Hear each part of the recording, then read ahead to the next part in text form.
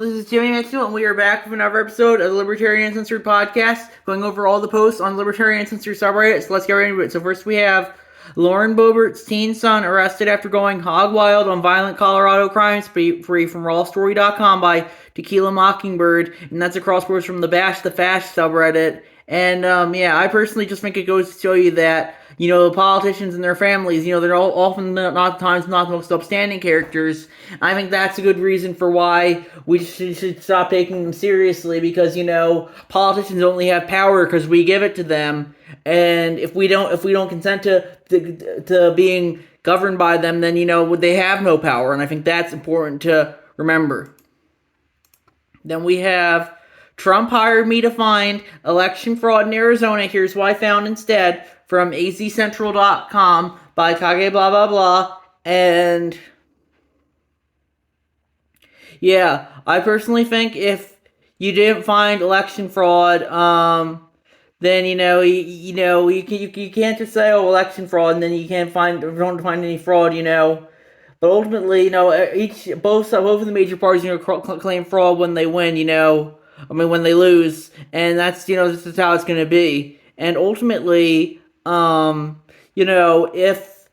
if Trump loses, he just has to. You have to accept the results. It's the same thing with HRC. She said, "Oh, Russia rigged it" when she lost, and I don't think that's very libertarian either. I think personally, if people took personal responsibility, our world will be a much better place. But sadly, that's not the world I'm living.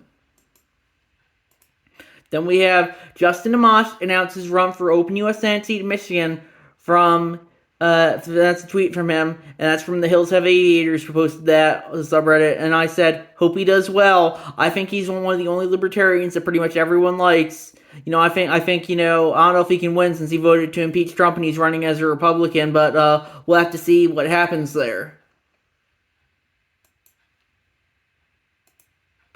Then we have Missouri GOP candidate for governor was only honorary KKK member from RiverfrontTimes.com by Kage blah blah blah. And I personally don't think you should be a KKK member and hold elected office, but at the same time, this is just only a candidate and not really of the sitting governor. I don't think he's probably going to win, but ultimately, if voters want to excuse, I think they should be able to. But that being said, it just goes to show you that democracy, isn't really all it's cracked out to be if you can just vote in an honorary KKK member. And yeah, that's my thoughts on that issue. Then we have West End host all-black audience to protect him from white gays from dailymail.co.uk, and I posted that, and I said, woke segregation totally isn't a thing, though. I think if they want to do this, they should be able to. With that being said, I definitely think it should be stigmatized, because I don't think you should be segregating people based on their race. I think that's a very regressive mentality, and that's my thought on that issue. Then we have MSNBC legal analyst says First Amendment makes U.S. vulnerable, calls for common sense speech restrictions from NY Post, and I posted that, and I said, it was nice having free speech while we did. It certainly looks like it's on its way out. It's just, if you look at stuff like the Twitter files, Facebook files, or Amazon files, government's increasingly pushing for censorship for stuff that goes against the narrative. I definitely am not very optimistic for the future of free speech in this country. I think it might look a lot like China, where you can go where you'll be censored, or you can get sent to prison for saying stuff that goes against the official government narrative. Then we have Justin Amash announces Republican bid for Michigan U.S. Senate seat after previously left GOP from APnews.com by Foreign Chimney. And I personally hope he wins, but I don't know if he will, since it's Trump's party currently, and he's not very pro-Trump, especially since he voted to impeach him, and that's my thoughts on that issue. Then we have X quietly revived anti-misgendering policy that must drop last year from ArsTechnica.com, and I posted that, and I said, free speech absolutes, Elon added again. I make an effort to not misgender people as long as they don't go into stuff like the neo-pronouns. Misgendering is unquestionably free speech. Although it looks like this might only be for Brazil due to a current court ruling there, I still think, you need to support free speech, and misgendering does fall under free speech. It's like hate speech and misinformation does, and that's my thoughts on that issue. Then we have Blaze News investigative writer Steve Baker, who's been reporting on January 6th, handcuffed, charged from the Blaze, and I posted that, and I said, it's only going to help the right-wing narrative that they're being persecuted. I personally think he shouldn't be charged. But I guess they can just, if the government wants to charge him, I guess they should be able to. But I don't think it's very good. It's like, it reminds me of the old poem, that by Martin Niemöller. But I made my own version of it. First, they came for everyone who entered the Capitol building on January 6th, and I did not speak out because I didn't enter the Capitol building on January 6th. And they came for anyone who could be traced to January 6th, and I didn't speak out because I couldn't be traced to January 6th. Then they came for anyone who voted for Trump, and I did not speak out because I never voted for Trump. Then they came for anyone who questioned the official narrative at all, and I did not speak out because I never questioned the official narrative at all. Then they came for me, and there was no one left to speak for me. And that's why I kind of feel about this, if when you arrest anyone who questions the official narrative, eventually, you need to stand up for people even if you don't like them, because increasingly, we don't want the government to just arrest anyone who dissents at all, and that's where I think we're headed to in that regard. Then we have Missouri teachers using affirming pronouns could face felony crime. The proposed law prescribes penalties beyond a felony charge in the form forcing the person convicted to register as a sexual offender, from LosAngelesBlade.com by Ernest Silver 1. And yeah, I don't think that's very libertarian. I think if people want to have these free speech, I think they should be able to. But yeah, that's my ultimately, the Dems are probably going to go the other way, where you get arrested and registered as a sex offender if you misgender people. So that's my thoughts on that issue. We shouldn't be regulating speech. I think that's the libertarian position. Then we have 9th U.S. Circuit Court of Appeals rejects GOP state senators' arguments for keeping their jobs, from WWeek.com. And that's proposed by Donald Key. And they also had, imagine walking out of your job and still expecting to keep it. I said, I didn't know you were against union strikes. So if they were in a union, you'd be fine with it. That sounds pretty hypocritical if you ask me.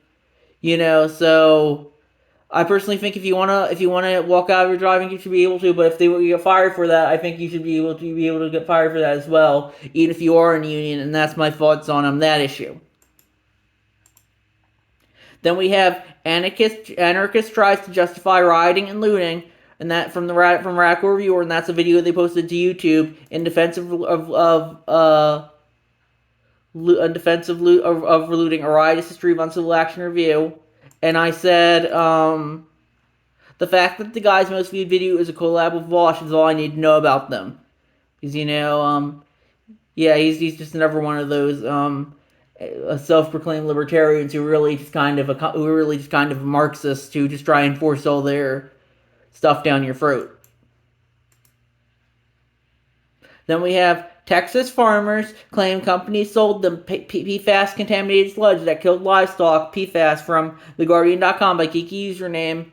And I guess I personally think that you could consider that a NAP violation, but I think that maybe you could also argue that they should have done more research before they bought the sludge, and because it might have contained bad materials in it, and that's my thoughts on that issue. Then we have, there are some perverts either running that school or on the PTA. Someone with a pedo foot fetish organized this event from Wall Street Silver, and that was them quote tweeting libs of TikTok, who tweeted, "Unbelievable, this happened at DC Antlers. Students sucked on the toes of adults during a school fundraising event. Who approved this?" And my thoughts on that are, and people wonder why homeschooling is becoming more popular. Not the first time something like this has happened either. And I linked to a story from the New York Post from a few months from last year that said Washington State School under investigation for gross student staff licking contests. And I added, the left perspective is increasingly that we have to normalize all fetishes, kinks, and sexual perversions. I think the libertarian perspective is that if people want to do that, they should be able to, but they shouldn't be forced to accept stuff they don't want to. I'm not arguing for it to be censored, but I personally would want it to be stigmatized, and that's my thoughts on that issue. I think we need to not normalize all this crazy sexual stuff, but that seems like the direction we're headed with all the TikTok and stuff that the people push there. So that's my thoughts on that issue. Then we have Biden executive order on sensitive personal information does little for now to curb data market, but spotlights the threat the market poses from theconversation.com by Patan Vertan. And yeah, I personally don't think you should be placing sensitive information online, but at the same time, I don't think that justifies government authoritarianism over the internet, and that's what I kind of see here. Ultimately, we need to stand up against the authoritarianism of the big tech. But I don't know if the government supporting government authoritarianism isn't necessarily the way that we should do that. Then we have, yes, Trump's PACs can't pay his legal fees from theconversation.com by Patan 13. And I said, sounds fair. If someone wants to give someone else money, I think they should be able to. I personally would never give money to Trump, but if someone else wants to, I think that's on them. Then we have Jewish opposition to Israel is as old as Zionism itself from MiddleEastEye.net. My original number 1. That's a crossword from the Jews of Conscience subreddit. And yeah, I personally think that just goes to show you that not all Jews are gonna support Israel, and that sometimes you have to deal with that. If people want to support whoever they want to support, they should be able to. But I'm personally more sympathetic to the Palestinian side, and that's why I think we need to see if we can ever get a two-state solution. But I don't know if that's possible, but hopefully we, I think the problem is that there are states, we need to have individualism rather than the states, I would say. I think if people want to form a two-state solution, that'll be my preferred goal. But ultimately, I think, in the end, it's the over-reliance on being a member of a state rather than being an individual that is the root of the conflict. That's my thoughts on that issue. Then we have, can anybody ever consent to the state from a narco federation?